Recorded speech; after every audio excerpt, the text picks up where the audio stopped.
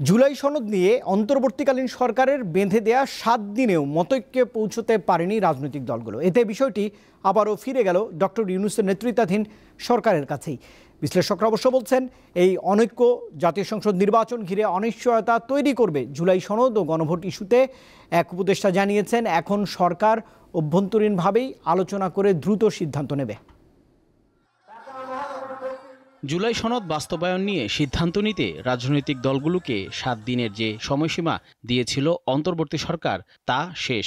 যদিও দলগুলো নিজেদের মধ্যে একমত হওয়া দূরের কথা, আলোচনাতেই বসতে পারেনি। এরই মধ্যে জুলাই সনদ বাস্তবায়ন প্রক্রিয়া, বিশেষ করে গণভোট কবে হবে তা নিয়ে কার্যত দুই ভাগে বিভক্ত হয়ে পড়েছে বিএনপি ও জামায়াত এবং তাদের সমমনা দলগুলো। এমন পরিস্থিতিতে রাজনৈতিক দলগুলো ঐকমত্যে পৌঁছাতে না পারলে আগামী ফেব্রুয়ারির জাতীয় সংসদ নির্বাচন অনিশ্চিত হয়ে পড়বে বলে মনে করেন এই রাজনৈতিক বিশ্লেষক। তিনি বলেন, এখন যা নিয়ে বিতর্ক চলছে এর চেয়েও বড় ঝুঁকির মধ্যে দেশ রয়েছে।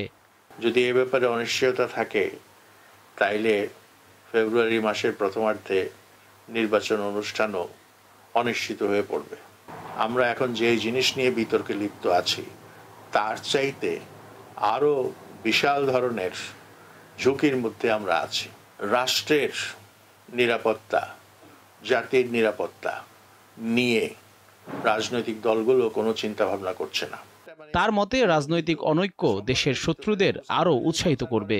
যারা ২৪শে জুলাই অভ্যুত্থানের সমর্থনে দাঁড়িয়েছিল, সেই সব রাজনৈতিক দলগুলোর মধ্যে অনৈক্য, এটা দেশের শত্রুদেরকেই উৎসাহিত করবে। সরকার এককভাবে সিদ্ধান্ত নিলে সেটা খুব বুদ্ধিমানের কাজ হবে না, এটা অনেকটা চাপিয়ে দেওয়ার মতো ব্যাপার হবে।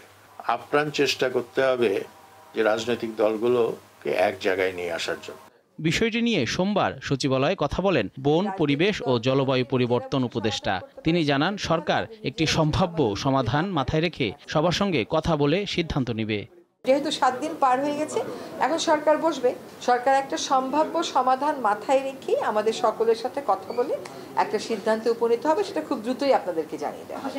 তিনি আরও জানান, নির্বাচন ঘিরে অস্থিরতা তৈরির অপচেষ্টা হলে সরকারের সর্বোচ্চ চেষ্টা থাকবে সেটাকে নিয়ন্ত্রণ করার। খোলা ছিল, এখনো এটা খোলা আছে, কিন্তু সরকার। জহুরুল মোহসান, দীপ্ত সংবাদ, ঢাকা।